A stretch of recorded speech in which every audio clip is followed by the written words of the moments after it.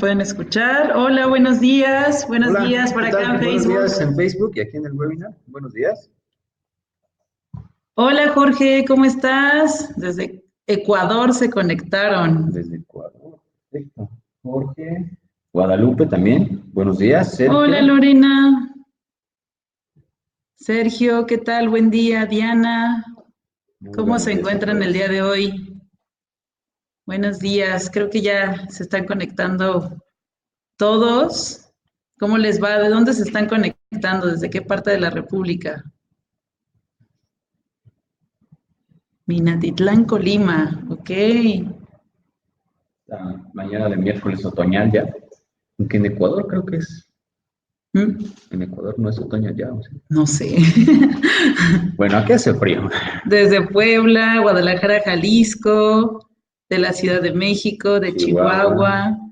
Por acá en línea también de Facebook que nos comenten, los que se vayan conectando, cómo se encuentran el día de hoy. Les quiero presentar, bueno, ya oficialmente a David Gutiérrez, que es nuestro consultor de planeación estratégica, Hola. que nos acompaña el día de hoy para realizar esta jornada. Y mi Y compañera Jessica Núñez, especialista en desarrollo instruccional. Y pues vamos a estar viendo el día de hoy los resultados preliminares de la Evaluación Nacional de Riesgos del 2019. así es. Víctor, hola, ¿cómo estás? De la CDMX, buen día, Elizabeth. Manuel Alejandro de Guadalajara, toda la familia. Ay, muchas gracias a toda la familia GMC. Hola, Gracias, Gabriela Manuel. Espinosa, ¿cómo estás?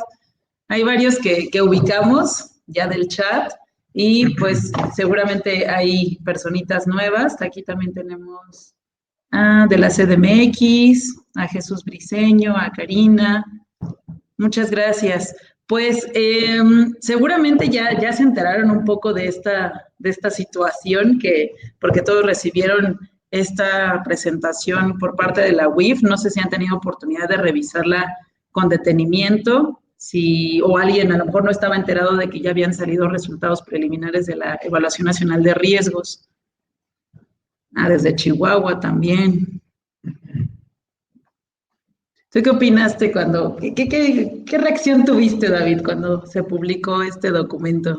Ay, pues sentimientos encontrados, porque vamos a irlo viendo durante la sesión de que hay cosas que sí resultan cambios bastante positivos y otros que nos quedamos como, no sé, como que pudo haber sido otra cosa o incluso no necesitaba un cambio, podríamos llegar hasta ese supuesto. Recordemos también que estos son resultados preliminares. Recordemos también que todos nosotros colaboramos en alimentar estos resultados cuando estuvimos realizando nuestras encuestas de operatividad, me parece, ¿verdad? Para todo el tema de riesgos. Recordemos también que esta evaluación nacional de riesgos debería de ser trianual. Entonces, ahorita ya vamos, de hecho, un poquito atrasados, entonces deberíamos estar esperando los resultados definitivos a la brevedad. En cualquier momento ya tendrían que estar saliendo. Por eso es muy importante estar haciendo este análisis de los resultados preliminares para estar preparándonos para saber qué modificaciones aproximadamente vamos a estar realizando. No necesariamente que tengamos que estar haciendo ya las modificaciones, porque sí puede haber cosas, se van a dar cuenta de que hay cosas que todavía no están bien Todavía no está muy detalladas, definido. Ajá. pero sí ya tener una idea, porque van a ser cambios significativos, sobre todo para algunos segmentos específicos. Okay. Pero aquí dice Héctor que no ha llegado y María Aide nos dice que traté de buscar el documento en internet, pero solo encontré la primera evaluación. De todas formas, igual yo creo que en el mailing que les envían después de la jornada, pues les adjuntamos el archivo original, ¿vale? No se preocupen. Bueno, no sé si me puedas ayudar en pasarme el librito que está hasta allá donde, para darle un poquito más de altura a la compu, porque tengo que como A que la hacer jornada. Perdón, gracias.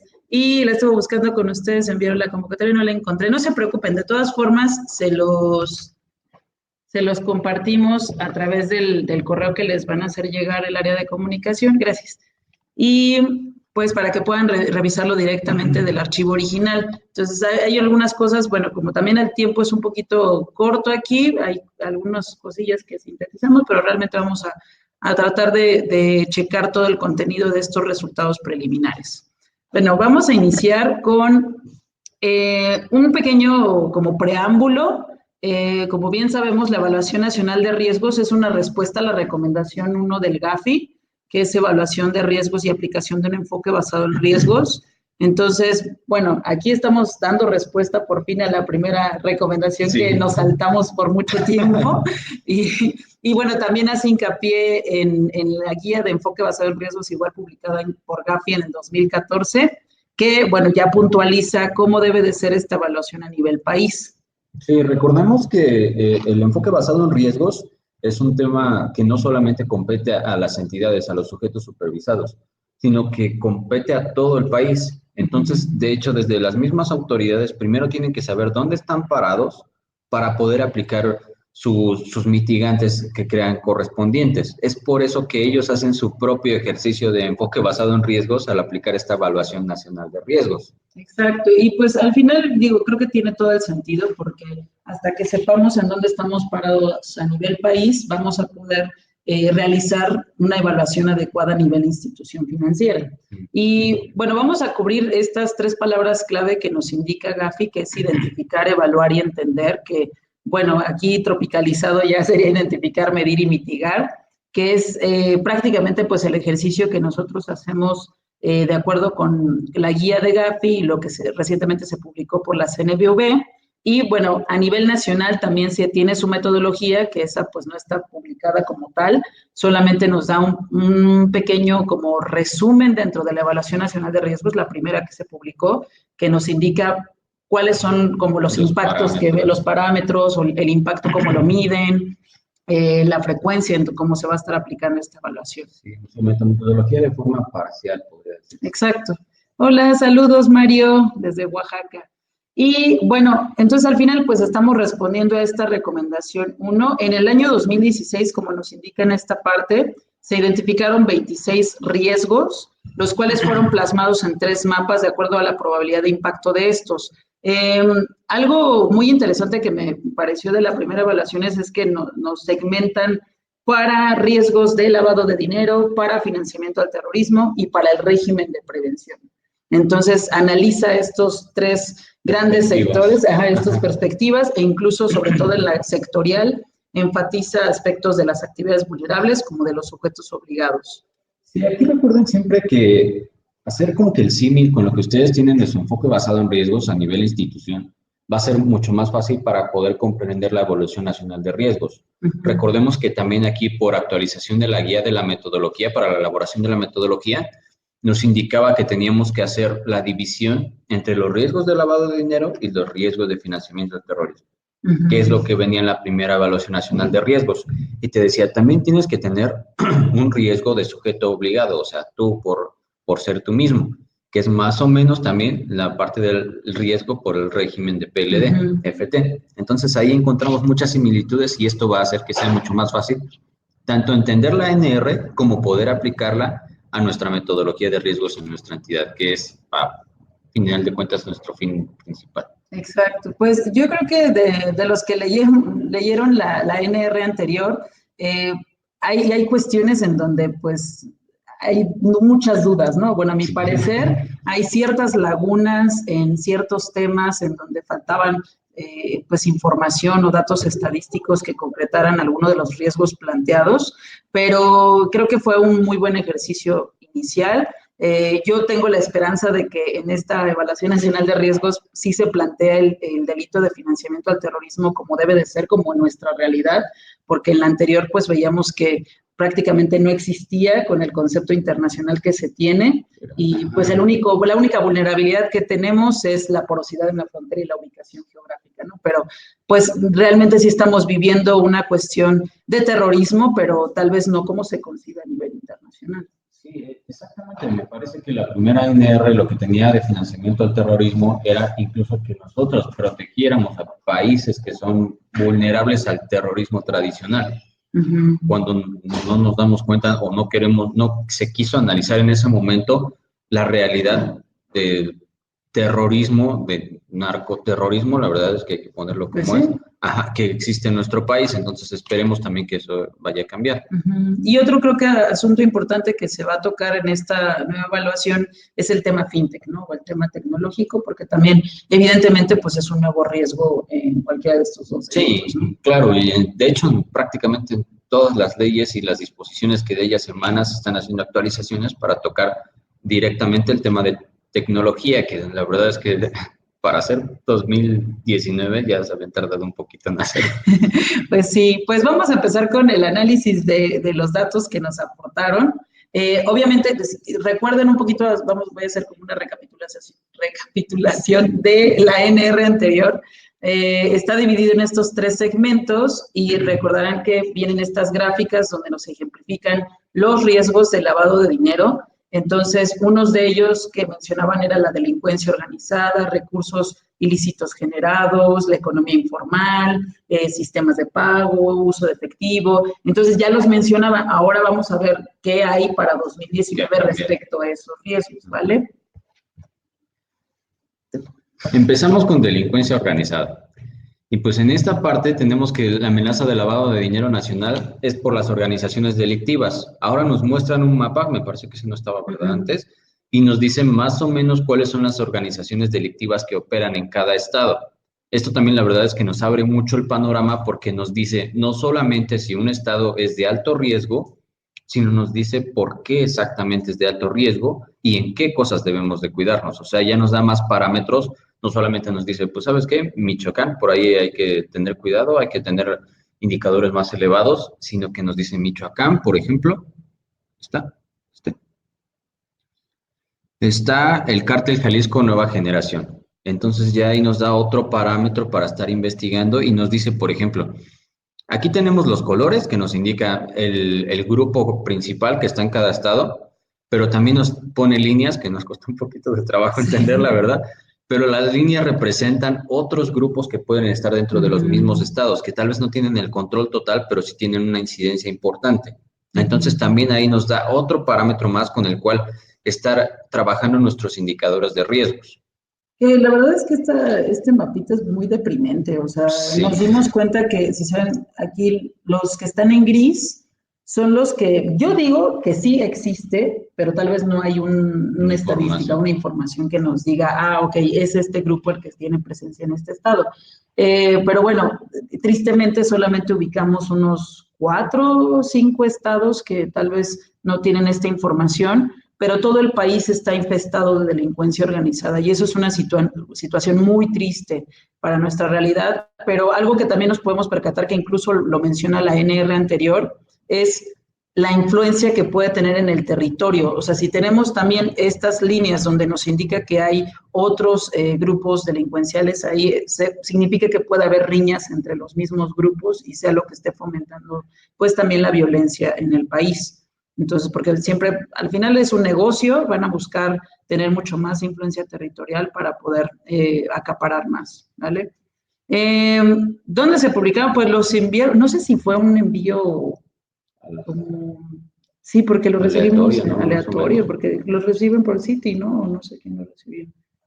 Creo que sí fue a través de Citi, pero a lo mejor no lo enviaron a todos o de forma masiva. Entonces, esta no es la presentación original, o sea, ya nada más la pasamos a nuestra plantillita de jornadas. Sin embargo, sí son los resultados que publica la UIF. Entonces, el que les vamos a enviar junto con el mailing que se envía después de la jornada, ahí van a poder revisar el de la UIF directamente, ¿vale? Y bueno, los otros grupos delictivos que han cobrado fuerza, de hecho, aquí vamos a empezar a ver, por ejemplo, localidades muy específicas, son la parte de Guerreros Unidos, en Guerrero, Morelos y el Estado de México, los Rojos, y en las mismas localidades, en los mismos estados, perdón, el Cártel de Santa Rosa de Lima, en Guanajuato, los Viagras, en Michoacán, los Ardillos, en Guerrero, el Cártel Independiente de Acapulco, también en Guerrero, la Unión Tepito y el Cártel de Tláhuac en la Ciudad de México. De hecho, ayer publicaron una noticia, ¿no? De Unión Tepito. Sí, que estuvieron desmantelando ahí algunos asuntos en el centro histórico y en una me parece también. Y se sospecha de que quien tiene relación ahí es la Unión Tepito. Sí, lamentablemente nuestro segundo informe de evaluación nacional de riesgos parecen más bien noticias muy crudas, ¿no? Crudas de nuestro país, pero pues es la realidad y tenemos que afrontarla. Siempre hemos dicho que entre más rápido aceptemos nuestra realidad, más fácilmente vamos a poder cambiarlo. No es que sea fácil, pero sí es el primer paso, por lo menos. Sí, yo creo que pues va a ser de mucha utilidad esta nueva evaluación. No parece nota roja hoy, sí. Creo que un gran avance que veo a comparación de la NR 2016 es que en la 16 solamente te indicaban como el top 5 de los estados de alto riesgo, pero, y sí te decía, algo, una amenaza súper latente en nuestro país es delincuencia organizada, pero no a detalle, ¿no? Entonces, este tipo de información nos puede dar ya sea un parámetro de en qué locaciones deben de ser de alto riesgo y de forma un poquito más específica, ¿no? Y cuál es la amenaza que tenemos ya con nombre y apellido, ¿no? Que es la organización delictiva que tiene presencia en los estados, ¿no? Entonces, seguramente los que tal vez están operando en estados como estos ya conocen la situación de forma más directa, o sea, hemos tenido pláticas con entidades financieras que ya conocen perfectamente la operación que tiene esta delincuencia y protegen de alguna forma también su entidad financiera añadiendo medidas de debida diligencia reforzada. Exactamente, pero pues ahora sí ya no va a ser solamente tema de nosotros, sino que vamos a poder contar con un documento que tiene la información más certera y que es a nivel nacional. Vale, acuérdense que esta es como la información, la primera que deben de contemplar a la hora que hacen su evaluación de riesgos. Bueno, aquí en delincuencia organizada seguimos en este tema. Nos indica que las conductas delictivas de estas organizaciones son las siguientes, bueno, seguramente son mucho más, pero solamente nos enlistan estas, que es secuestro, extorsión y cobro de piso, robo de hidrocarburos, pesca ilegal de especies protegidas, tráfico de armas, trata de personas, tráfico de migrantes, narcotráfico y narcomenudeo. Entonces, son todas estas actividades. Yo sí he escuchado por entidades financieras que ha sido muy evidente el tema de cobro de piso y extorsión, ¿no? Incluso hasta los mismos clientes se puesto también las entidades. Sí. La verdad es que esto también es bastante interesante porque algunos son muy, muy específicos. Por ejemplo, el de pesca ilegal de especies protegidas, ese es bastante, bastante específico, pero ha estado en auge también. Ahorita el de narcomenudeo, el de robo de hidrocarburos también, que me parece que ya incluso de solamente la gasolina pasó también al gas. Entonces ahí son detalles que hay que estar analizando. Por ejemplo, el robo de hidrocarburos se había estado suscitando con más frecuencia en Puebla, me parece, y era uno de los estados que no estaban señalados arriba en el mapa. Entonces también hay que empezar a hacer esos cruces nosotros para saber por dónde puede entrar algún tema de lavado de dinero. Sí, de hecho aquí yo creo que es donde rompemos el paradigma de pensar que el lavado de dinero solo es por narcotráfico.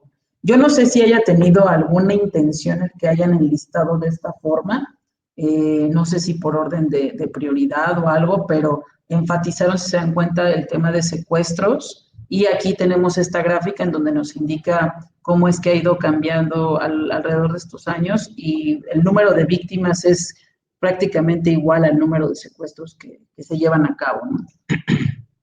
Armando, sí metieron corrupción, pero esa es otra amenaza, o sea, no está dentro de delincuencia organizada, es otra amenaza que también vamos a analizar. Acá, listo. Ay, bueno, para abajo entonces. Vale.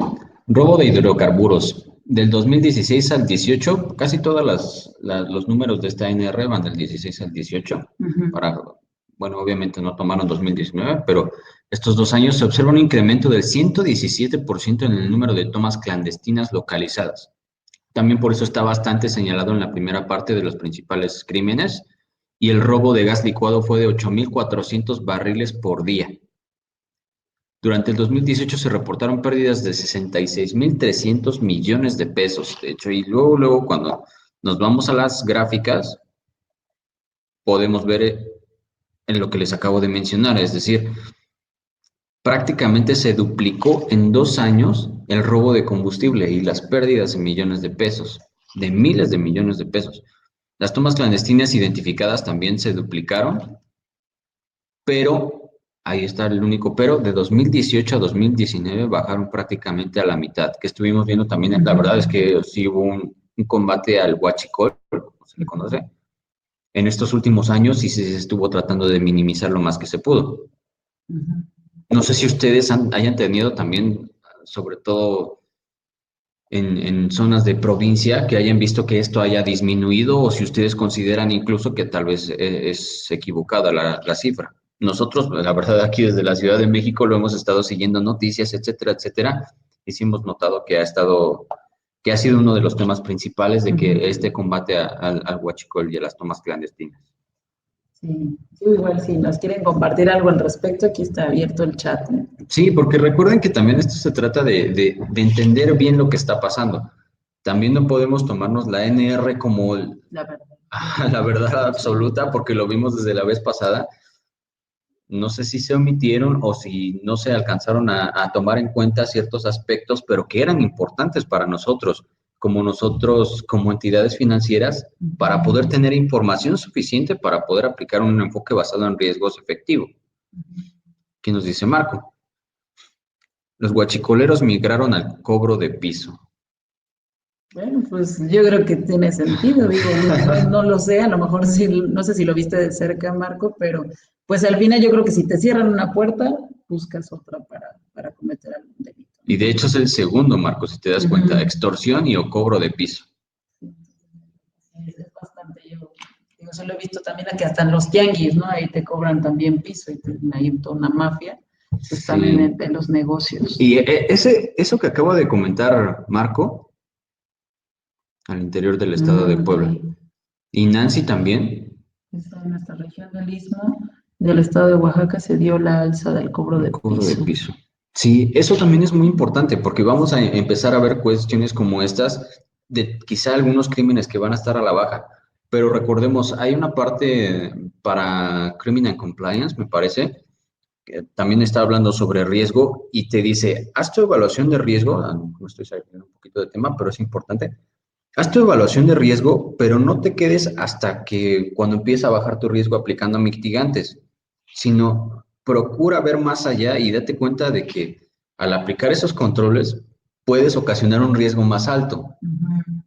Entonces, a lo mejor aquí, al estar cortando estas tomas clandestinas y estar minimizando este crimen, estamos provocando que haya unas secuelas, no sé, tal vez hasta más graves.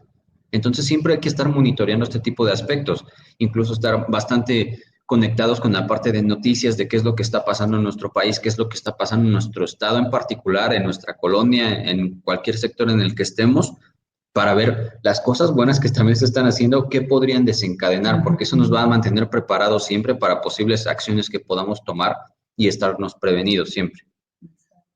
Pues yo creo que también tiene sentido que algo que probablemente ya se publique son nuevas tipologías y esto es lo que nos va a permitir todos estos nuevos casos, nuevas tendencias, nuevos métodos que está buscando la delincuencia organizada para poder pues lavar sus recursos. Entonces, algo súper importante para ustedes como oficiales de cumplimiento es que conozcan muy bien cuál es el modus operandi. Siempre tienen que estar súper actualizados, no se queden con las publicaciones nada más de la UIF, existen otras publicaciones a nivel internacional, sobre todo a nivel Latinoamérica, que nos permiten ver similitudes con nuestro régimen.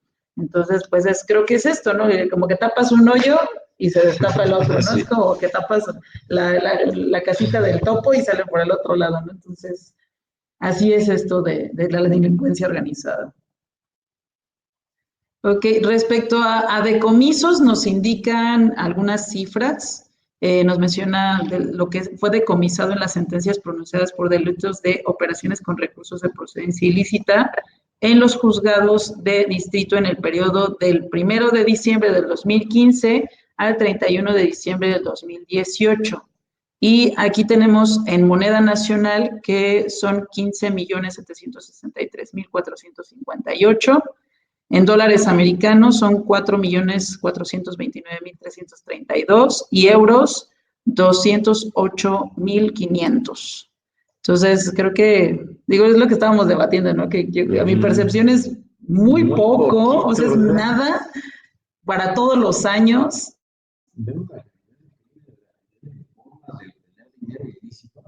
Y el hecho de que decomisos de moneda nacional sean 15 millones, la verdad es que es prácticamente nada. Yo creo que no es ni el 3% de lo lavado, o sea, de lo que han lavado. De lo lavado, ¿no? De lo que todavía tienen que estar Sí. por lavar, es decir, sí, es decir, prácticamente nada.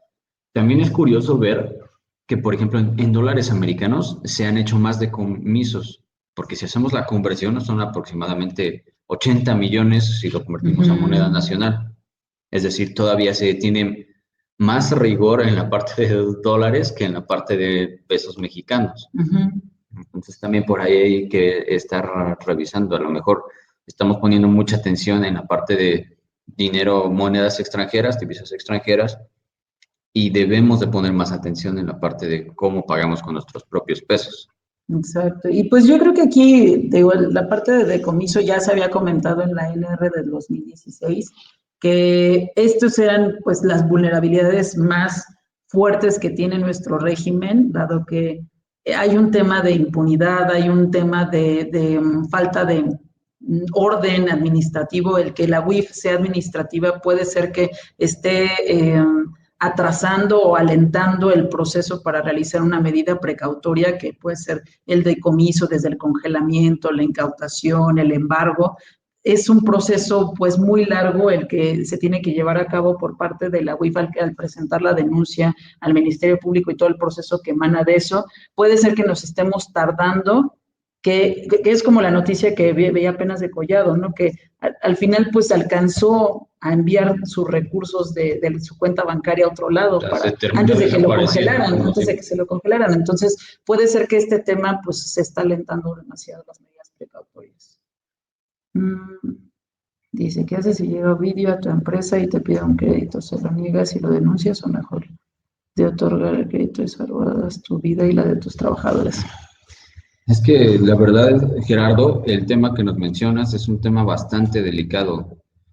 Por una parte tienes las sanas prácticas y por otro lado tienes pues la realidad en la que vivimos, la verdad.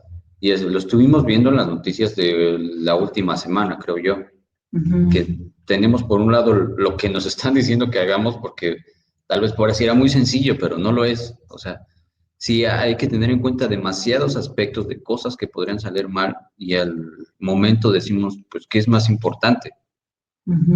Lo segundo, ya tenemos la Sí, respuesta. pues es que yo creo que ha pasado, digo, hay empresas, yo conocí un caso específico por otro sector, que su regla número uno es, primero, la integridad de nuestros empleados. Entonces, cuando hubo una situación pues, de amenaza, pues sabes que primero los empleados y ante de cualquier situación, y pues se dieron a la cuestión pues, que estaban solicitando, ¿no? Entonces, puede ser que suceda, o sea, es nuestra realidad.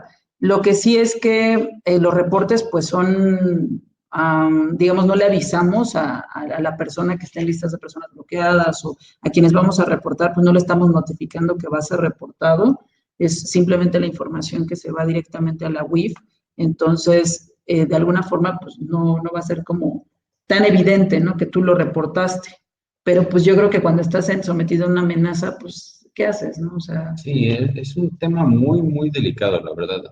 Ay, hemos estado en contacto con bastantes financieras de todo el país y nos han contado, la verdad es que historias similares y pues la integridad personal creo que es primordial. O sea, nosotros tenemos la obligación de hacer todo lo que esté en nuestra mano para poder dar cumplimiento a nuestras disposiciones, a las leyes, etcétera, etcétera.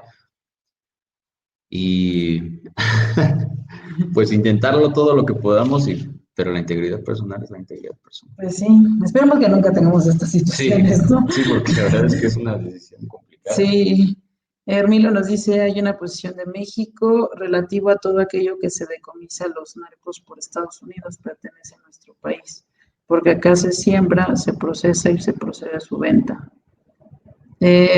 Pues no sé, apenas ayer estábamos analizando el caso de lo que sacó la DEA de la investigación referente al narco de México. ¿Te acuerdas la noticia que nos mandó Dara? No sé, la verdad es que los medios también son muy engañosos y yo no sé qué tan salvado, ya como que tan, no sé cómo explicarlo, que no está realmente involucrado Estados Unidos, ¿no? Yo creo que es de las dos partes, porque también Estados Unidos es quien provee las armas que se utilizan para muchos de los delitos que se cometen acá, pero pues también aquí existen los narcolaboratorios que son los que están enviando pues la mercancía allá, ¿no? Entonces como que creo que es de las dos partes. Lo que no hay es una estrategia adecuada para abordar el tema desde una perspectiva de triunfo de las autoridades. Las reglas de la guerra sí lo establecen. No puedes enfrentarte como el bolas. Pues sí. La organización migratoria. Ujú. Sí, es lo que nos decía Gerardo. Sí, pues yo creo que todos estos datos, digo, vamos a buscarle la utilidad, pero pues Sí, tiende como mucho a bajonearnos, pero vamos a buscar de qué forma pues nosotros desde nuestra trinchera podemos apoyar y hacer un pequeño cambio. procurar que el sistema financiero esté sano, ¿no?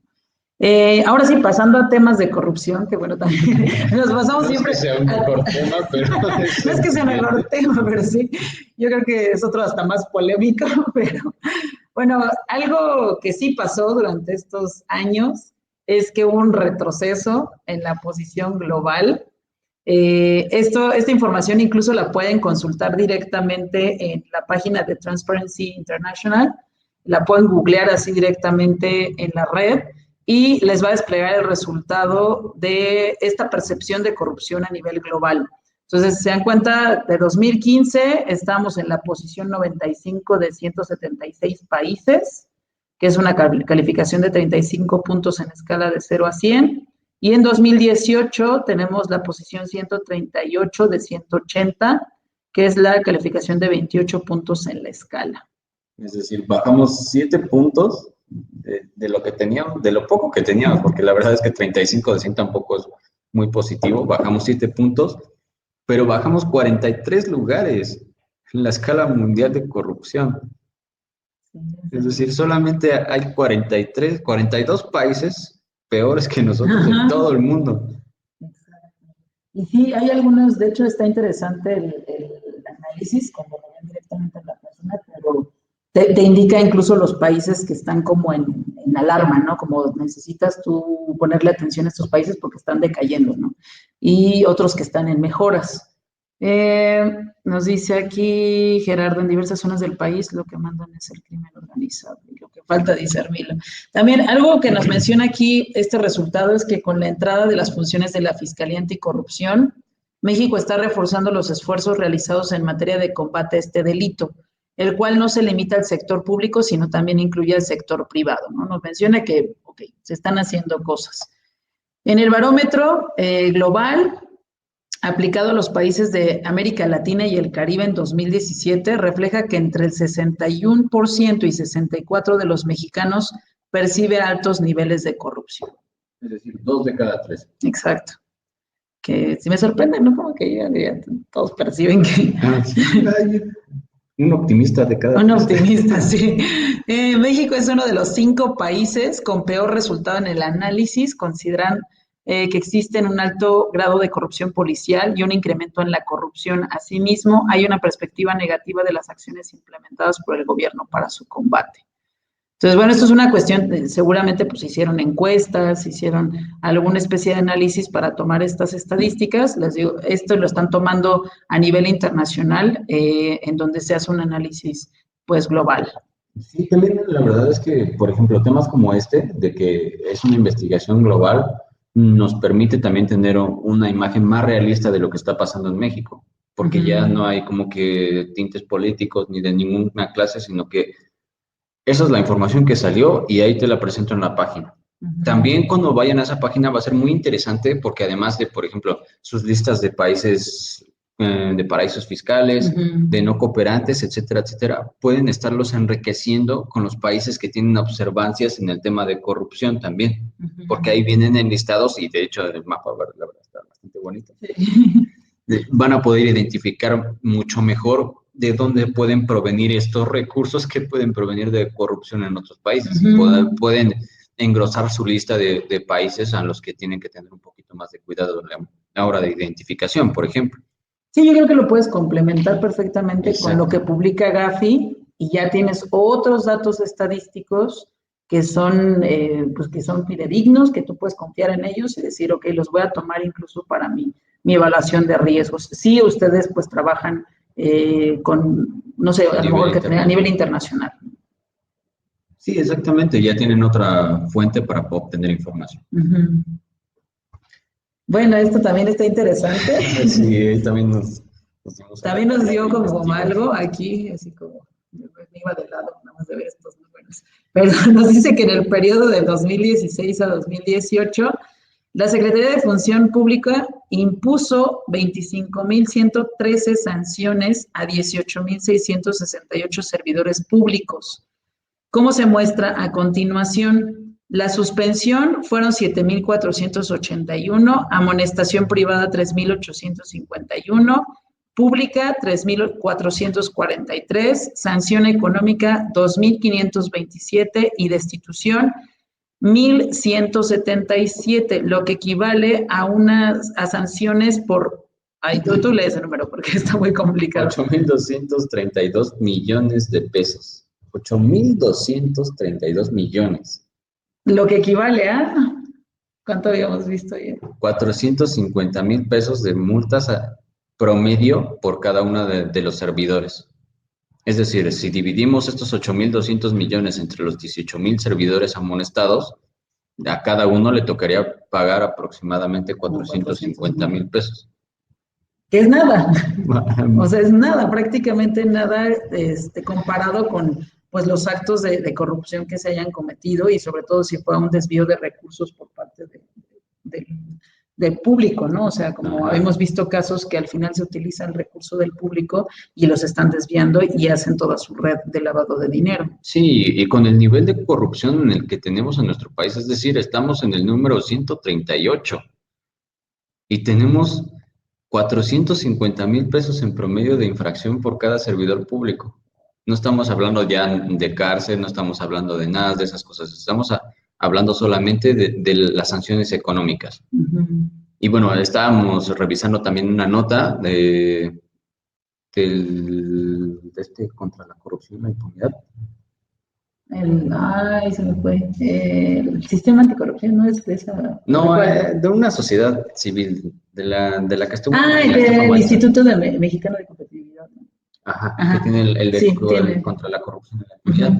Entonces, hacen una investigación esta sociedad, pero bueno, es de 2006 a 2016, solamente que creemos que no ha habido mucho cambio, donde dice que ahí hay como 45,000 millones de sanciones y explican esas sanciones que ponen las secretarías después, antes de ser cobradas, no las cobran las propias secretarías. Es justamente a lo que voy, Hermilo. Entonces, se imponen las sanciones económicas, las secretarías. Esas sanciones pasan al SAT, quienes, en lugar de estarla cobrando directamente, lo ponen como un crédito fiscal. Cuando hacen ese crédito fiscal, es el SAT, es el que se encarga de hacer el cobro de estas sanciones. Pero estas sanciones no necesariamente se tienen que estar cobrando. En 2016, durante 10 años, de 2006 a 2016, había 45,000 millones en multas y sanciones. De esos 45,000 se cobraron aproximadamente 1,000 millones. Es decir, el 3% de las multas se estuvo cobrando. Es decir, otra vez prácticamente nada. Exacto. Peor que nada. Ajá, es decir, si esto nos parece poco las sanciones que les están poniendo, lo que se les está cobrando todavía es mucho menos. Es decir, es como una pirámide, pero invertida. Tenemos todo el dinero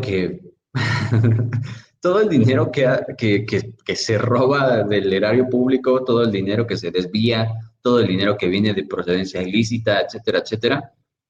Es muchísimo. Después las sanciones que se imponen es más bajo y lo que se cobra de esas sanciones es prácticamente nada. Es decir, por eso también es el tema de la caída en el rango de corrupción mundial. Porque no solamente es que tengamos una percepción de la corrupción, sino que estamos viendo que prácticamente no se está haciendo nada para frenarla. Y una cosa viene de la mano de la otra. Por eso también es que a nosotros la verdad es que nos corresponde identificar bien estos temas. Poner a lo mejor nuestro granito de arena. La verdad es que entendemos que las cosas pueden pintar bastante negativas, pero sí hay que buscar cómo poner lo que podamos, con lo que podamos aportar para poder hacer que esto mejore, la verdad. Pues, Sí, poético. no, está bien, ¿no? Tienes que inspirarnos porque estos números son muy deprimentes. Ok, Hermilo nos dice, bueno, Sergio nos comentó súper útil para quienes cumplimos con, pues, ay, perdón, mi ignorancia, pero ¿qué es PSPA? ¿Habrá algún índice por estado? Respecto a corrupción, yo no he visto alguno por estado. Lo que sí es que este que les mencionaba del Instituto Mexicano de Competitividad tiene un Excel descargable, pero para saber índices de corrupción por dependencias gubernamentales. Entonces, ese es un indicador un poquito más preciso, pero que tiene que ver con dependencias gubernamentales, no como tal con nombre y apellido de servidores públicos. Entonces, tal vez puede ser un poquito de ayuda de ese, pero yo no he visto algún otro que tenga que ver por estado. Habría que pues, buscarlo si tal vez se vaya a publicar. Esperemos que publiquen más estadísticas al respecto ya en la próxima NR. Y pues la que comentabas, pues que ojalá la actualicen, ¿no? Porque se quedó hasta 2016, ¿no? Sí, pero de todas formas, siempre hay que estar procurando también tratar de dar seguimiento a este tipo de investigaciones. Lo más saludable es buscar diferentes noticias, hacer el cruce entre ellas, porque ya saben que es complicado confiar en un solo medio para poder obtener un poquito más de información. Y bueno, para el tema de ese tipo de investigaciones de corrupción, casi siempre son por sector privado, financiadas por sector privado, porque pues, no se busca el mismo gobierno investigarse a sí mismo con tanta frecuencia como pareciera. Sí, eso sí. Hermino nos dice, los niveles son graves, el exgobernador de Chihuahua está en buen concurso con recursos oficiales. Y seguimos con las malas noticias. Ok, bueno, cambiemos de amenaza. Bueno, aquí los últimos puntos que nos menciona es que la Secretaría de Función Público, a través de sus áreas de investigación, verifica la evolución del patrimonio manifestado por los servidores públicos en sus declaraciones patrimoniales a fin de detectar incongruencias o inconsistencias. Yo creo que ese va a ser como el factor primordial para detectar que hay alguna cuestión. Sí, aunque también aparte de declaraciones patrimoniales, es a nivel un poco personal y siempre hay forma de que no lo hagas. O de maquillero. Exacto. Como ha pasado. Y una vez tramitados los asuntos y realizadas las aclaraciones de los involucrados, la Secretaría envía a su unidad de asuntos jurídicos los expedientes para, en su caso, presentar la denuncia penal al no haberse aclarado el incremento en el patrimonio de los servidores públicos. Sí, justo lo googleé ahorita, lo de foreign corrupt practices. Entonces ya aprendí un término nuevo hoy. Pero la verdad desconozco como qué es lo que conlleve esta parte, o sea, habría que investigar un poquito más, pero de datos estadísticos, pues solamente el que te comentaba es el que tengo a la mano y esperemos que en la NR publiquen más información. Ahora, cambiando de amenaza, tenemos la economía informal.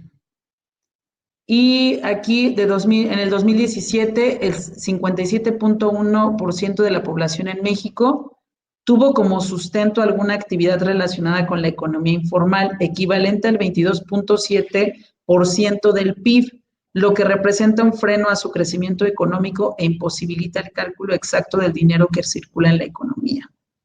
Sí, este también es un tema bastante delicado porque la verdad, ahorita todos los que están presentes en la jornada podrían indicarnos cuáles de ustedes saben que sus clientes caen dentro de la economía informal. Y que hay sofomes que se dedican a la economía. Sí, que no quiere decir que sea algo completamente negativo, solamente que es más complicado identificar de dónde viene el recurso. Pero pues, aquí haciendo una encuesta, no quiero decir a mano alzada, pero una encuesta rápida.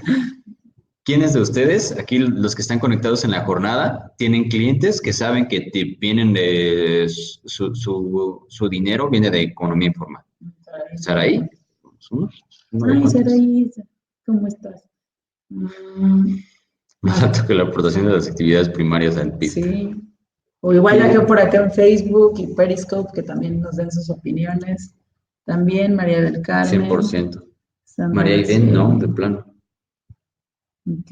12%. Incluso parece que ya los tienen identificados en porcentaje bastante El bien. 80%.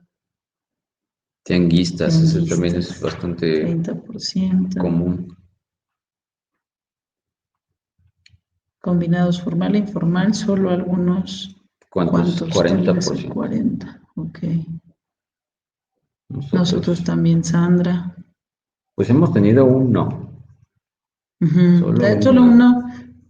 Pues es que economía informal, bueno, hay muchísimas actividades, pero que no puedas conocer de forma tangible el origen de los recursos, ¿no? El que no declara, pues es que sería Informal, ¿no? De cierta manera. informal el que no declara o el que no paga impuestos municipales. Bueno, una cosa es que estés dado alto y no lo declares, y otra es que esa es una cosa, eso ya podría ser apego. Pero más bien puede ser que ni siquiera estés dado de alta, ¿no? O Sí, sea, bueno, no, al no final te de cuentas percibe el todos SAT. estamos dados de Bueno, sí, alta pero, en la parte fiscal, pero no presentar ajá, una una declaración, declaración. no presentar los ingresos que tenemos como tal, etcétera, Ujú, etcétera, ahí es donde entraríamos dentro del comercio informal. ujú. Nosotros no tenemos clientes Mari, así, nos es la dice misma de Mari. arriba, ¿no? No, fue No, María Mari, Elena. se parece. Entonces tenemos dos que no Dos, tengan. no. Todos los demás que eran como 15. Pues es que sí, yo sí conozco, yo creo que la mayoría, al menos de los clientes, pues yo creo que podría decir que el 80% trabaja con economía informal. Y es que, pues, 22.7% del Producto Interno Bruto. O sea, prácticamente entre una quinta y una cuarta parte de todo el dinero que se mueve en el país viene de una economía informal. Ujú. Entonces es imposible que no trabajemos con ellos. Quizá tengamos que tener más cuidado, pero es imposible no trabajar con ellos. Y bueno, la gráfica que tenemos aquí es un poco confusa, la verdad. Esperamos que la final la Sí. modifiquen un poco.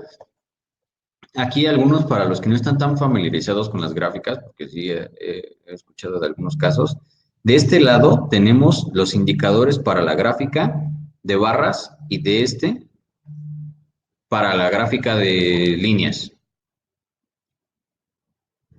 Muy lejanas a la ciudad de San Nancy también.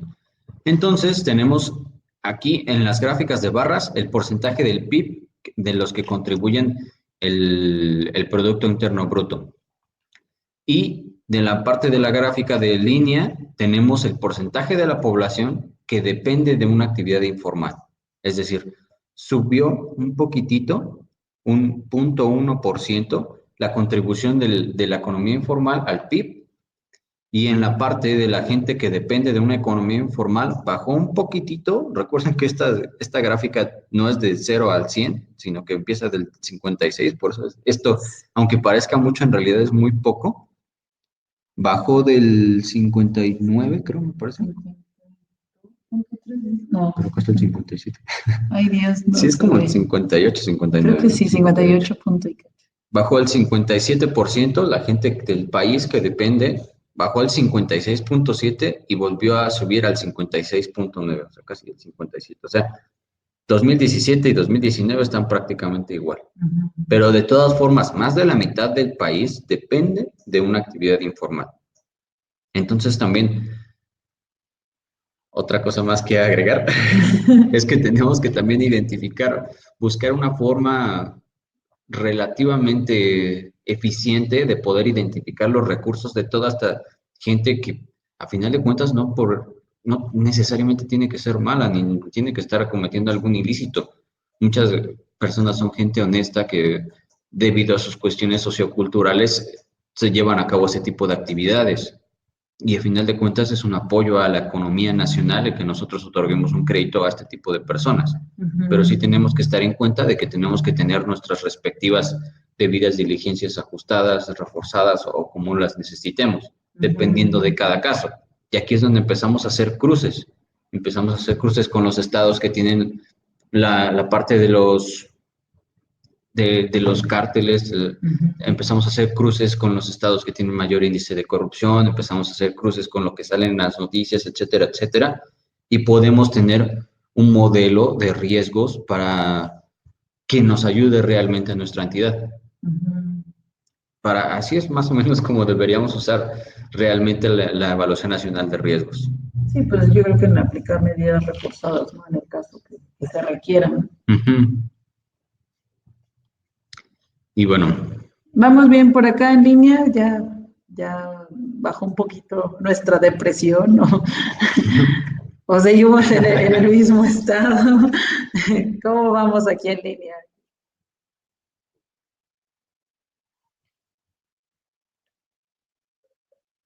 declaración fiscal.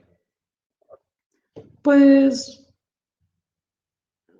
Pues podría entenderse de alguna es que forma viendo en como estricto tal. sentido. Ajá, si viéndolo en el estricto sentido, pues no están ni pagando impuestos sobre la renta. Ujú. Pero pues el 50% de nuestra economía es así. Ujú. Estos indicadores solo confirman que nuestro país está herido de muerte. Sé que no le ibas a Si no quitar. se aplican las medidas debidas, ya los mejorales no funcionan. Sí, yo creo que sí es como, pues esto que comentábamos, ¿no? Que puede ser que le pongamos un curita a la situación, pero pues hay una herida desde raíz o hay algo que se tiene que atender desde raíz y pues el que exista tanta economía informal, pues también es Fomenta, ¿no? consecuencia pues de la falta de oportunidades, también podría ser, ¿no? O de otras situaciones a nivel país pues, que nos mantienen de esa forma. Sí, también en el tema sociocultural, es decir, si tengo un gobierno que le quita muchísimo en impuestos a los sectores más débiles de la sociedad, pues lo que menos voy a querer es darme de alta entre Hacienda.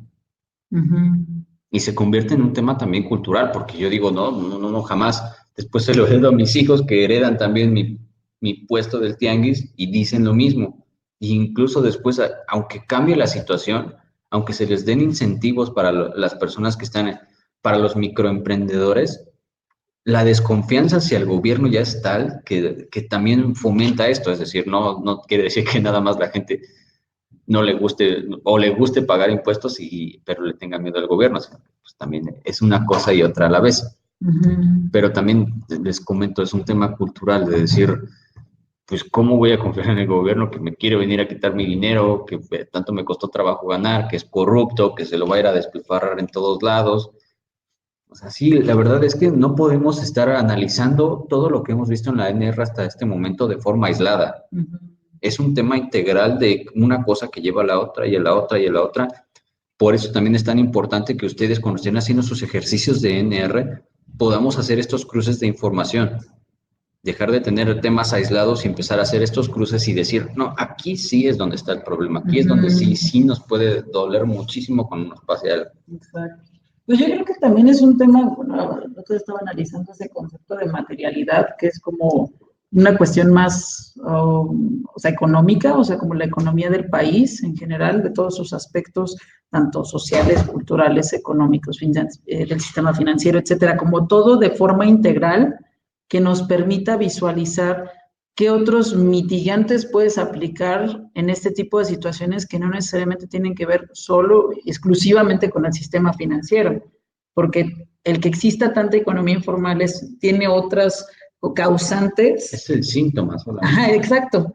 Entonces es como tratarlo de taponear con algo que realmente no le está quitando el mal, ¿no? Entonces, por ejemplo, aquí que pregunta Elizabeth, ¿cómo se trata el riesgo de la informalidad? Pues es que es algo que tendría que partir de iniciativa a nivel país en buscar cómo regularizarlos y que tengan como también las mismas oportunidades, porque yo podría pensar, pues los de la economía informal no tienen ni siquiera acceso a un servicio de salud, ¿no? Entonces, también eso es una cuestión que puede encarecer y que pues están viviendo eso en nuestra realidad. Pero por otro lado, a nivel institución, lo que sí nos recae a nosotros como oficiales de cumplimiento, como funcionarios de una entidad financiera, es el que nosotros conozcamos debidamente a este cliente, que tengamos claridad y certeza de dónde se originan estos recursos, y eso en muchas ocasiones pues se subsana a través de una visita domiciliaria y constantes, ¿no? No solamente al inicio de la relación comercial, sino que sean constantes, un monitoreo tal vez un poco más estricto, El perfil etcétera. transaccional también va a ayudar mucho, Uh -huh. porque una cosa que es que un comercio sea informal y otra cosa es que un comercio sea mágico y que de repente tenga unos ingresos de 10,000 pesos y después de 10 millones. Uh -huh. Eso también nos va a ayudar mucho a poder identificar el riesgo para comercios informales. Que eso ya sería pues lo que nos corresponde a nosotros como entidades financieras, ¿no? Y esperemos que pues a nivel país pues también existen otras soluciones. Que bueno, de esto parte la evaluación nacional de riesgos, ¿no? O sea, ¿dónde estamos parados? No podemos prevenir lo que no conocemos. Entonces vamos a ver a qué estamos expuestos para después plantear los mitigantes pues a los niveles que se requieran. Y listo. Bueno, el siguiente, me parece que esta es una vulnerabilidad. Flujo de efectivo en pesos. Y esta es información del Banco de México, que nos menciona que muestra disminuciones en los montos captados a partir del 2007, situación que se intensificó de 2010 a 2011 por la entrada en vigor de las restricciones en la operación de dólares en efectivo.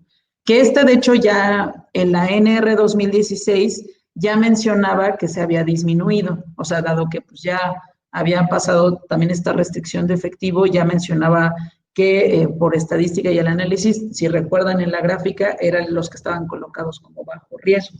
Sí, al final de cuentas, desde 2011 es donde se hace esta reforma, y si se dan cuenta, los números no mienten. Sí había un flujo considerable de dólares en efectivo, y a partir de 2011 permanece prácticamente igual.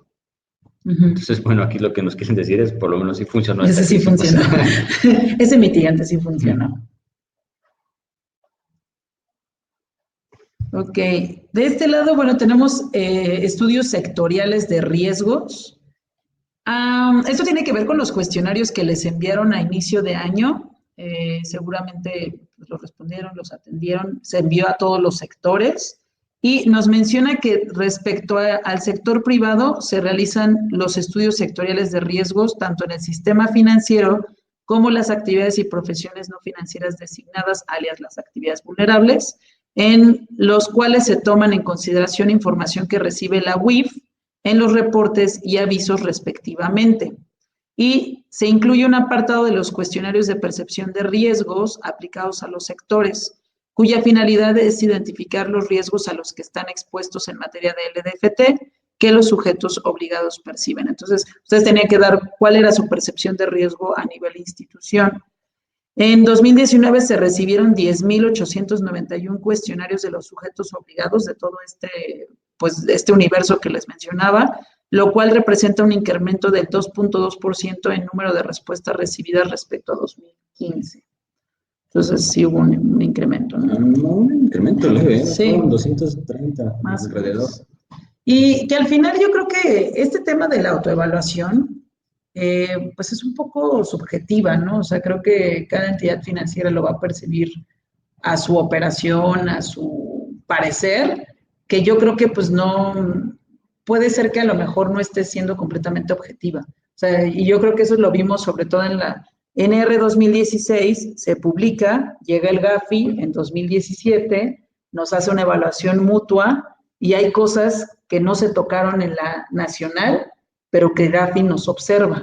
Entonces ahí es donde te digo que podría perder cierta objetividad, dado que pues decimos, no estamos tan mal, ¿no? Como todo está tranquilo y ya a la hora que viene. No se hizo el estudio completo. Sí. Entonces, oye, porque faltó, pues no sé, o sea, yo creo que los cuestionarios tú puedes comentar lo que tú te parezca, pero es hasta que un externo viene y te audita que te percatas de tu realidad. O sea, es como, estás completamente saludable, pero no te checamos el colesterol. Sí, algo así.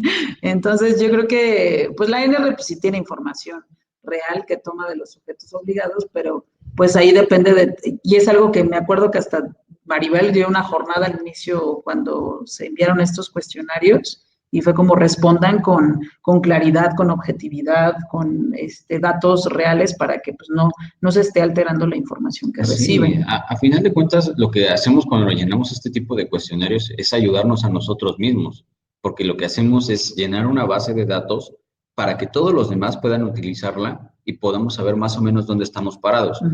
Entonces, entre más verídica y más objetiva sea la información que enviamos, mejor va a ser para todos nosotros. A final de cuentas, es información para nosotros. Pues sí. Sí, ahí será para dentro de 3 años, para que no se les vaya a olvidar eso. Para que tomen nota para los próximos 3 años. Déjame moverle aquí. Ok. En 2016 se identificó como una vulnerabilidad del régimen. Ay, es que, perdón, nosotros tenemos la camarita que tenemos que estarla mueve y mueve.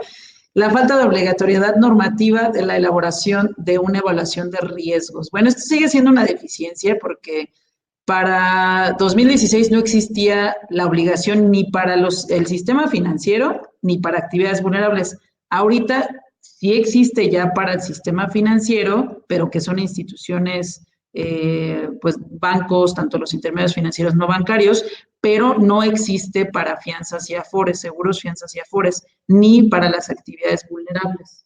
Entonces, digamos que el cambio que hubo de 2016 para 2019 es que, pues al menos los que están supervisados y regulados por la comisión ya tienen la obligación de aplicar una evaluación de riesgos. Bueno, no teníamos el primer paso, ya lo hicimos, aunque parcialmente. Sí, pero ya se dio Sí. un pasito. Y bueno, ahora que vamos a entrar en materia, me gustaría saber si alguien de los que está conectado el día de hoy es actividad vulnerable o además de pertenecer al sector financiero, también ejerce alguna actividad vulnerable. Porque lo que sigue también creo que les va a Sí, interesar porque hay muchísimo. cosas de vulnerables muy interesantes. Bien, aquí esperamos su respuesta, ¿vale? Si hay alguno por acá de actividad vulnerable. Sí, ya saben, así sean una Sofom NR, de repente también si están vendiendo coches o si están dando créditos para automóviles o cuestiones de ese tipo, créditos para blindar autos, podría darse, también caerían como actividad vulnerable, ¿vale? Y también esto les interesaría mucho, Creo que no. ¿no? ¿Verdad? No. Bueno, entonces, a medida que los sujetos obligados identifican los riesgos, aquí hay, sí, sector remesador. Y Sergio también, pero no. Sergio, ¿qué tipo de actividad vulnerable tienes tú? Exacto, Gerardo. Sí. Sí se puede dar el caso. Ujú.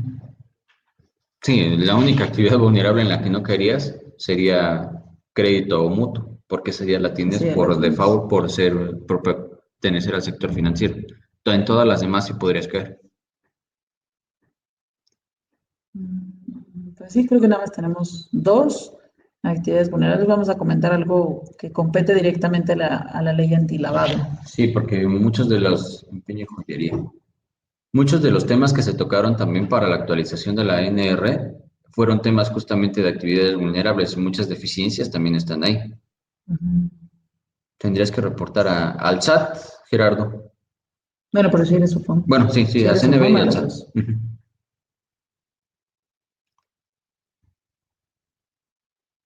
Los oficios girados, sí, han estado enviando el SAT a diversas instituciones que ellos consideran por sus actividades que podrían caer dentro de la LFPRP, unas notificaciones de que se den de alta voluntariamente en actividades vulnerables. Si ustedes caen en actividades vulnerables, sí tendrían que darse de alta.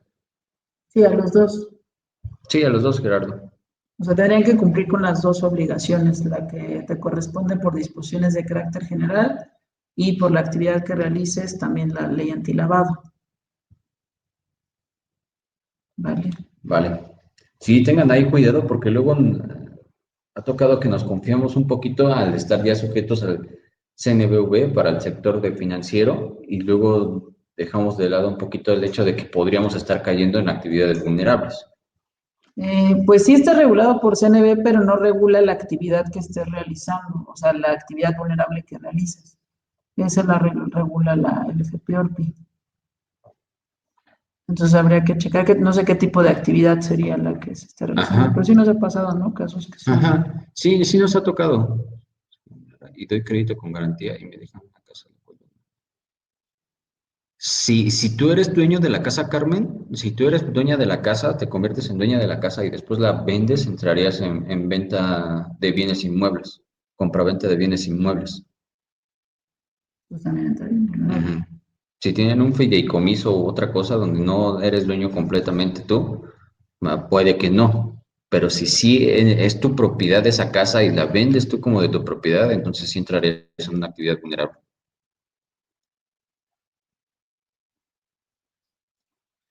El tema, Marco, aquí es que sí tienes una ley específica para el sector financiero, para el tema de otorgamiento de créditos, de tarjetas, de este tema.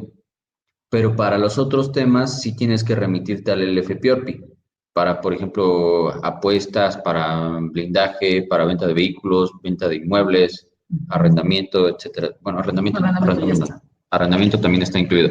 Es decir, todo lo que no esté incluido dentro de tu giro que tengas por ser una SOFOM o por ser una institución financiera y que sí caiga en la LFPORPI, sí tienes que pasarte también a ambas leyes. Sí, Carmen. Sí, sí, la realizas continuamente. Sobre todo, verifica los umbrales de aviso, que generalmente se sobrepasan los umbrales de aviso cuando es un tema de estar notificando para venta de inmuebles. Sí tendrías que estar dada de alta en el SAT. Bueno, nos dice nosotros SOFOM, durante un tiempo también tuvimos actividad vulnerable por administración de las cuentas de unos fondos de aseguramiento y estuvimos en cumplimiento de ambas, SAT y CNB. Sí, pues yo creo que aquí el tema pues es que justo lo que mencionaba David, no sé, si no es una actividad que está en su ley o en sus disposiciones de carácter general, que por ejemplo, si partimos de una SOFOM que es arrendamiento, crédito y factoraje, ¿no? Factoraje, pues a lo mejor está haciendo la venta de inmuebles, esa no entra dentro de la LEGOAC, entonces sí requiere pues estar el cumplimiento de la ley antilavado. En Facebook me dice Armando Ramírez, sí estoy como persona moral en arrendamientos desde el 2013 y no tengo operaciones. ¿Debe registrarme y mandarme avisos? No tiene ninguna operación, absolutamente. Si no tiene ninguna Mejor operación. que se da de baja, ¿no? Ajá, mejor que se de baja. Sí, porque como no ha tenido operaciones, no tiene que identificar. Si no tienes que identificar, nos han comentado directamente de la UIF que no se tiene que dar de alta. Pero sí, lo mejor, si no tienes operaciones, la verdad es mejor no meterse en problemas y darte de baja. Sí, porque si lo va a volver a hacer recurrentemente, ahí nada más enviaría sus avisos en ceros.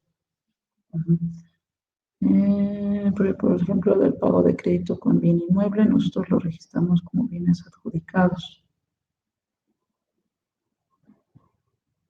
Y la verdad, este sí lo tendríamos que revisar a detalle, Marco. Cuando Lo tiene como bienes adjudicados. Sí, pues lo podemos consultar con Clau al rato, ¿no? Si gustas, Marco, también para ver ese tema un poquito más a detalle, nos escribes directamente y lo platicamos también con nuestro especialista en actividades vulnerables para determinar este detalle en específico. ¿Vale? Aquí, Said, recuerda, tienen otorgamiento de crédito. Recuerden que ustedes como entidades financieras, en la ley hay ciertas cosas que les permiten hacer. Otorgamiento de créditos, a veces trabajar con tarjetas, con factoraje, con arrendamiento, etcétera, etcétera. Todo lo que caiga dentro de esa ley, si cae en la LFPORPI, no es necesario que estén en las dos. Solamente si están haciendo algo que caiga en la LFPORPI y no esté en su ley que les corresponde como instituciones financieras. Así es más o menos como trabajaría.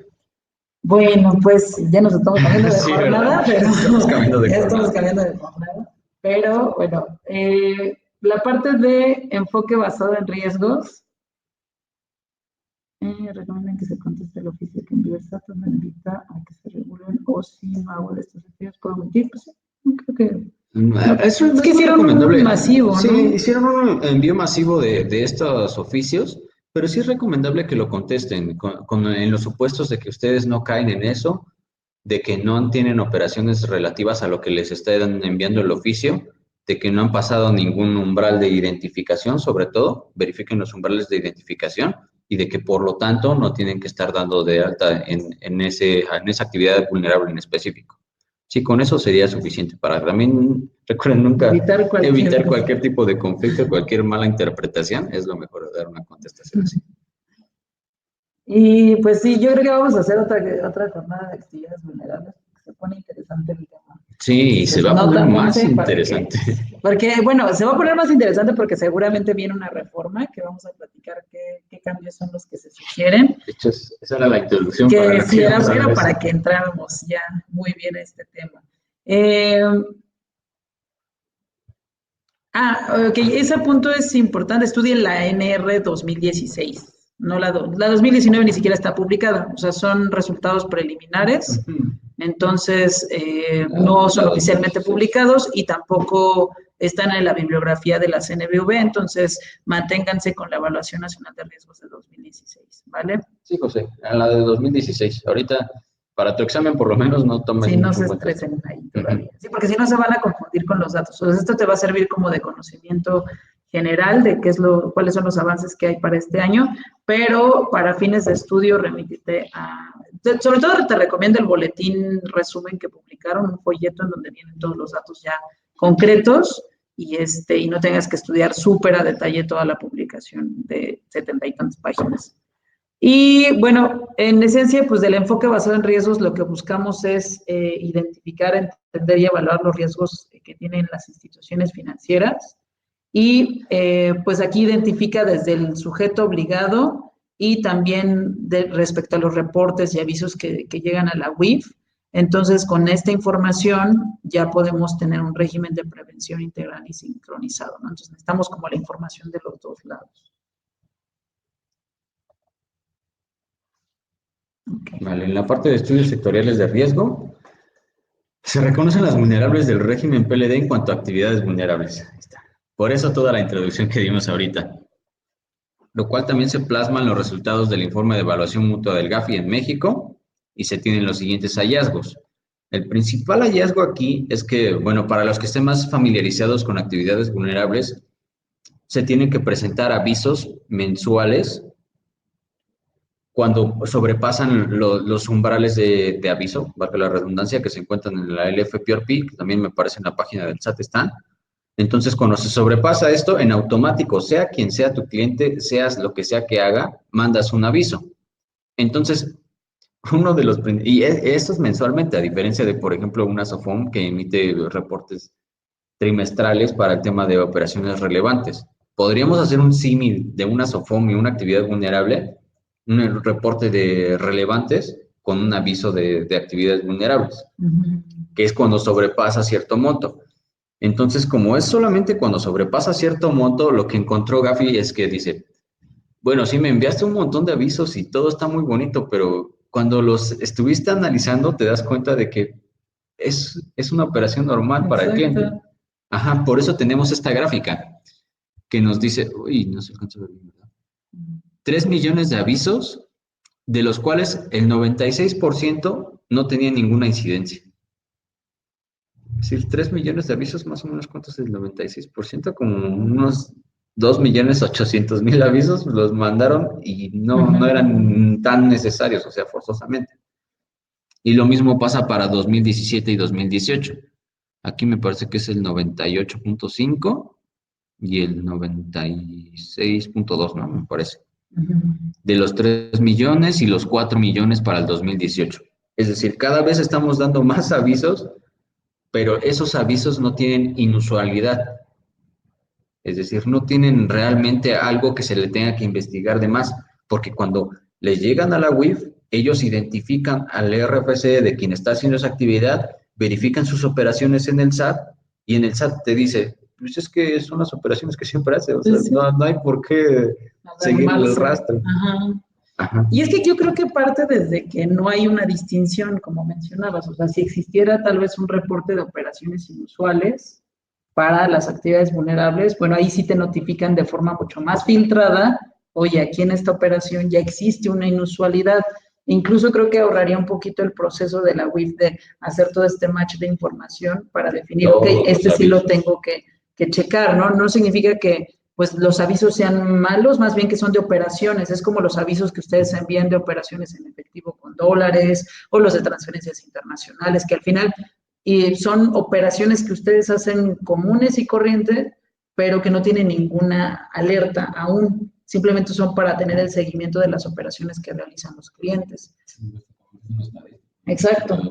Entonces yo creo que aquí pues más bien faltaría como robustecer el tema de reportes para las actividades vulnerables. Del boletín, es que se llama folleto resumen, lo puedes googlear directamente, me parece que sí sale, o sea, folleto resumen de la Evaluación Nacional de Riesgos, Y yo recuerdo que así lo encontré en Google, o sea que lo busqué directamente. Y si no, de todas maneras, si quieres, nos puedes escribir y ya yo te lo reenvío, ¿vale? Vale. Continuamos con este tema. Se reconocen las vulnerabilidades del régimen en cuanto a actividades. No se cuenta con la obligación de prevenir riesgos, que ya lo habíamos visto hace un momento. Los riesgos fueron implementados para el sistema financiero, pero para actividades vulnerables las dejaron sin nada. Y en específico para financiamiento al terrorismo. Cualquiera que haya visto la ley FPORPI se dará cuenta de que dice, que es como que aquí falta algo, ¿no? Como que le quitaron el apellido materno el lavado de dinero y financiamiento al terrorismo. Ajá. Entonces, la LFPORPI solamente se involucra con el lavado de dinero. Todo su segmento, toda su estructura va dirigida al lavado de dinero y no a financiamiento al terrorismo, cuando las evaluaciones de Gafi, la información internacional nos dice que, ¿cómo se llama? Siempre se me olvida. No,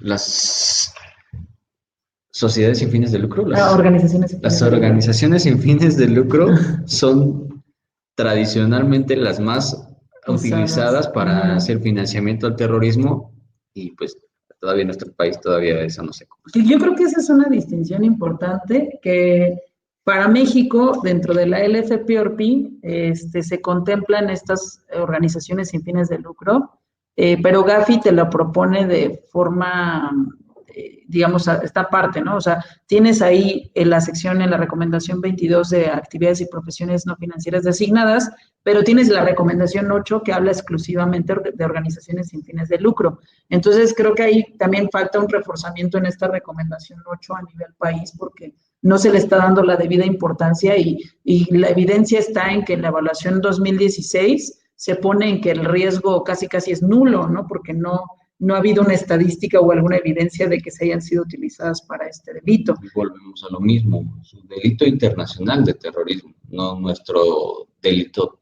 tropicalizado en México de terrorismo. Y que creo que al final, pues digo, este tipo de asociaciones también son utilizadas para lavado de dinero, ¿no? O sea, pueden ser para los dos delitos. Ya, muchas gracias, Carmen. Qué bueno que lo encontraste ahí, pero quería ver si sí era, pero... Ay, yo creo que sí. Y, bueno, de las actividades vulnerables tampoco tienen la obligación de realizar una debida diligencia en caso de sospecha de lavado de dinero. O sea, no hay, digamos, no hay medidas reforzadas de debida diligencia. Simplemente identificas como pues, ciertos datos, documentos, ni siquiera te obliga a integrar un expediente con ciertos datos y documentos específicos. Simplemente es identifícalo con identificaciones oficiales, conoce su actividad, es un machote pero ya. Prácticamente. Entonces, realmente no hay como una cuestión. Yo he conocido SOFOMES que también hacen actividades vulnerables que toman como base las disposiciones de carácter general para desarrollar también la debida diligencia para las actividades vulnerables. No están obligados a identificar y monitorear a personas políticamente expuestas. Esto también es importante porque, a final de cuentas, el desvío de recursos casi nunca se hace por entidades financieras, siempre son por personas morales que con cualquier tipo de giro, seas tradicionales, y pues tampoco están aquí. Requisitos en cuanto a países de alto riesgo tampoco se tienen y no tienen obligaciones o requisitos para identificar al beneficiario final. Ahorita todos los que están de SOFOM seguramente dirán, pues mejor me paso al FPORPI, ¿no? No, pero no, ya van a puede que vengan reformas. Y es que ahí en beneficiario final, de hecho, hasta que dice, y preguntarle si conoce al dueño beneficiario. O sea, nada más como de, pregúntale a ver si lo conoce, si a ver si lo ubica. Esta es una pregunta.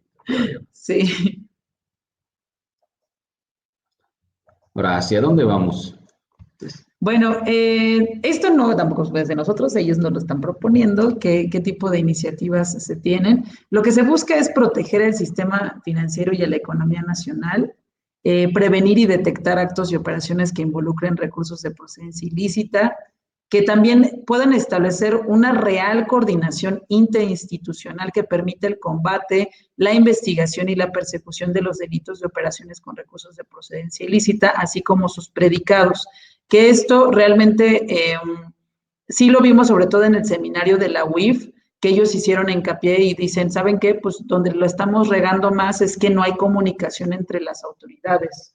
o a nivel institucional. Entonces, tiene que haber mucha mayor colaboración entre todos para que incluso exista una sola base de datos en donde podamos monitorear operaciones y que de forma mucho más ágil podamos detectar alguna inusualidad. Detecten, perdón, las estructuras financieras de las organizaciones delictivas y bloqueen los recursos para su financiamiento. Y reintegren, en su caso, esos recursos a la hacienda pública para la promoción de programas sociales, educativos y de desarrollo económico. ¿Se entiende que se esperarían reformas de las actividades? Sí, ya, de hecho ya hay un anteproyecto que se espera ya algún cambio entre ellos. De hecho, ahorita esperemos que nos dé tiempo en estos últimos 5 minutos. La cuestión es que ponemos en gran riesgo el tema comercial. En nuestro caso, si me pongo a interrogar al cliente, probablemente. Pues sí, sobre todo en actividades vulnerables, lo más común es que hay una resistencia por parte del cliente, pero pues es un tema pues cultural, ¿no? En que también hay una cultura de las dos partes en poder transmitir la importancia de poder conocerlo y que al final tú te estás protegiendo como institución o como empresa, pero también pues que para ellos es un tema de seguridad y que les aseguremos que su información está protegida, ¿no? Y al final de cuentas también la LFPRP te da un poquito de aire para respirar cuando te dice, hasta cierto monto ya empiezan a identificar en algunas actividades, no todas. Pero sí ahí también podría darte un poquito de aire. Ya podrías decirle al cliente, oye, ¿sabes qué? El monto que vas a estar manejando ahorita con nosotros es tan alto que sí necesito de recabarte un par de datos más, que podría ir por ahí. Sí, para que no estés sofocando a todos tus clientes. Me imagino, por ejemplo, si vendes motocicletas de 20,000 pesos y le estás pidiendo hasta el número de la abuelita, pues sí sería complicado. Incómodo, ¿no? Sí, pero por eso también hay umbrales de identificación y de aviso. Ahora, de los últimos 5 minutos que nos quedan, que ya nos están presionando, de estas reformas para la LFPORPI, el objetivo es que, primero, que atiendan a lo que Gafi nos dijo, ¿no? A los regaños que ya nos dio Gafi, y la mejora normativa sería robustecer y mejorar el régimen nacional de LDFT establecido en las actividades y profesiones no financieras designadas. Entonces, por eso es que va a haber varios cambios desde que aterrices el tema de financiamiento al terrorismo, no solamente estés previniendo lavado de dinero, que lo menciones aunque sea, que puedas conocer a la persona políticamente expuesta, que apliques un enfoque basado en riesgos, que conozcas al beneficiario final, que también exista este tema de operaciones sospechosas o esta distinción entre avisos de operaciones y cuando exista alguna inusualidad, que se toque el tema de las organizaciones sin fines de lucro, pero enfocados en el riesgo de financiamiento al terrorismo, que existan programas de capacitación y sistemas automatizados y auditoría interna o externa. Entonces, si se dan cuenta, son más obligaciones que son parecidas a los que ya tienen un régimen del sistema financiero. Ya directamente a la mejora normativa, vamos a tener una autonomía técnica y de gestión de la UIF, es decir, que ya esté mucho más involucrada de lo que está ahorita, porque la comunicación es directamente con el SAT. También eso como que nubla mucho a quién tenemos que acudir para este tipo de cuestiones. Facultades proactivas de la UIF, que no esté nada más ahí esperando el aviso, sino que también empiece a hacer sus investigaciones por iniciativa propia. Coordinación para el intercambio de información, porque ese tema tampoco se toca en actividades vulnerables, solo para el sistema financiero. Actividades vulnerables mediante fideicomisos, que ese también era un tema que tenían, que la verdad un fideicomiso es bastante complejo y tiene bastantes aristas para poderse entrar ahí en la parte de lavado de dinero y no se habían tomado en cuenta. Sí, creo que ahí quien entraría, creo que como actividad vulnerable es el fideicomitente, ¿no? Creo que te mencionaba. Sí, me parece que sí, que generalmente son los bancos, ¿no?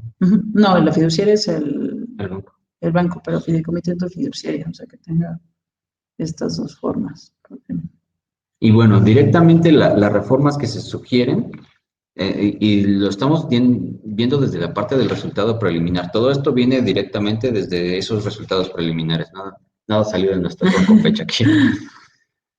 En el dictamen, en el artículo 18, las personas que realicen actividades vulnerables previstas en el artículo 17 de esta ley, incluidas quienes actúen por medio de fideicomisos, tendrán las obligaciones siguientes.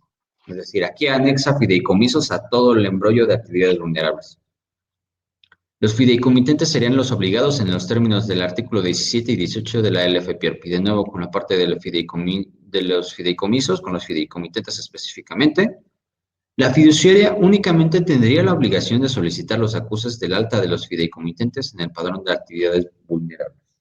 Entonces ya se dan cuenta, pues, sobre todo cuando ustedes traten con clientes que son fideicomisos, tendrían que conocer esta información referente a los fideicomitentes quienes están haciendo la aportación de este bien, en que sí estén dadas de alta en el padrón del SAT. Sindicatos, esta es otra de Ay, las... sí, me causó un poco de ruido. Bueno, en el artículo 17, anteriormente, bueno, actualmente tenemos la fracción octava. Los donativos recibidos por los sindicatos son considerados como actividad vulnerable. Está ahí todo bien. El proyecto nos dice, ya no se considera como actividad vulnerable la recepción de donativos que realicen los sindicatos, pero se agrega el artículo 51 bis, cuyo cuarto párrafo señala, la información de los sindicatos y sus dirigentes podrá ser requerida por la Unidad de Inteligencia Financiera de la Secretaría del Trabajo y Previsión Social, perdón, a la Secretaría de Trabajo y Previsión Social u órgano equivalente a nivel local. O sea, ya no es vulnerable, o sea, lo que proponen es que no sea vulnerable, pero sí puede pedir información. No sé qué pensar de este tema, pero habría que ver qué es lo que proponen. Sí, sobre todo con el tema de sindicatos que ha estado Que pues ya muy esta es una tipología. complicado. Ajá, o sea, Sí. bueno, sí es complicado, la verdad. Se lo dejamos así de tarea para que Ustedes reflexionen hagan qué es lo grupos que de podría. 3 Y sugiramos analicen algo nuevo casos. para el LFPRP. Y pues creo que ya se nos. Ay, bueno, por último, nada más antes de terminar, pues es beneficiario final. Y sin importar si realiza o no una actividad vulnerable, nos menciona que todas las sociedades mercantiles deben determinar claramente quién es su beneficiario final y todas las sociedades mercantiles deben reportar las modificaciones de tenencia accionaria que se realicen en el libro de accionistas y la información del beneficiario final mediante el sistema electrónico de la Secretaría de Economía. Y puede ser, o sea, si no estamos dando de alta quién es pues este beneficiario, puede ser una sanción de 2,000 hasta 10,000 UMAS, ¿vale? Entonces, creo que también es uno de los regaños más fuertes que nos dio Gafi, pues tuvo que ver con propietarios reales. Entonces, seguramente pues esperan algunas modificaciones. Ya para el sector financiero, pues sí, se añadió los lineamientos de identificación del propietario real, entonces pues busquemos otros nuevos mecanismos para que todo el régimen esté protegido. Ojalá empiecen a hablar el mismo idioma porque Sí. alguien que no conoce y le dices beneficiario final y propietario real, es así como de, pues beneficiario es como cuando me muero y le dejo mi dinero a alguien, Sí. ¿no? Sí, es un tema que también creo que platicaron, que buscan homologar como los términos que se utilizan tanto en el LFPORPI como en las disposiciones de carácter general, porque puede causar estas confusiones. En la LFPORPI manejan el término de dueño beneficiario y de beneficiario controlador. Y para el sistema, para las disposiciones es propietario real. De hecho, beneficiario final ese es un término de Basilea, no es cierto, de Gafi, y beneficiario efectivo es de Basilea. Entonces hay como muchísimos términos para decir que es lo mismo. Entonces, pues también estemos buscando que esté homologado todos los términos. Pero bueno, pues ya concluimos. Muchas gracias. Les vamos a hacer una cordial invitación a nuestro evento anual que va a ser el próximo 7 de noviembre. Les vamos a estar pasando información de la sede. Ahorita tenemos un beneficio para todos ustedes de que se conectaron en la jornada, que pueden adquirir su acceso hasta el día viernes con un beneficio especial, un precio preferencial. Entonces, si están interesados, nos pueden contactar directamente a través de nuestras redes sociales, a través de nuestros correos electrónicos, que también les va a colocar Monse en un momento. Entonces, tenemos lugares limitados, entonces solamente tenemos algunos lugares designados con ese precio preferencial.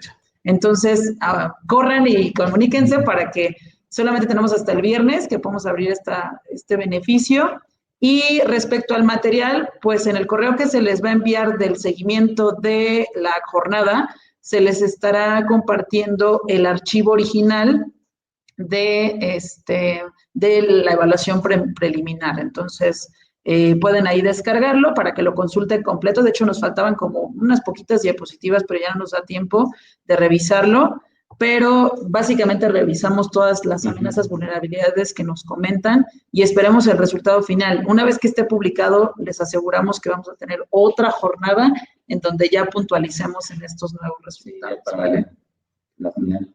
Y bueno, para el evento del 7 de noviembre, recuerden, los esperamos. El evento es de 9 de la mañana a 7 de la noche, me parece, es aquí en la Ciudad de México. Muchi, ¿me puedes confirmar dónde es? En Canacitra. Ajá, ahí los esperamos. Ajá, les envíen el brief por correo. En su correo electrónico van a recibir un código que es ahí donde tienen la parte de el beneficio que van a tener solo para ustedes que se están conectando con nosotros el día de hoy. Como decía Jess, es hasta el viernes. Les recomendamos mucho que vayan porque vamos a tener por ahí un par de sorpresillas de invitados sorpresa. Invitados especiales que nos van a ayudar a saber todo este tema normativo de primera mano. La verdad es que si les gustan nuestras jornadas, aquí hacemos algo bastante sencillito, pero ahí sí vamos a tirar la casa por la ventana. Los esperamos. Aprovechen ese beneficio del código que se les envía por correo, porque les comentamos, solo es hasta el 7. Hasta el viernes. Y solamente está topado a 50 lugares, ¿vale? Entonces los esperamos con muchísimo gusto y cualquier otra duda que tengan, ya saben, aquí estamos para servirles. Gracias a todos. Gracias, Hermilo, por estar por acá, Nancy Saavedra, varios que conocíamos a Saraí, a todos, muchas gracias por participar y pues los esperamos en la siguiente jornada, ¿vale? Porque vamos a estar platicando de otro tema muy interesante que tiene que ver con el posicionamiento de su empresa. Nos vemos. Suerte, José, en tu examen. Ay, sí, que le vaya muy bien. Hasta luego a todos. Bye. Tengan un bonito día.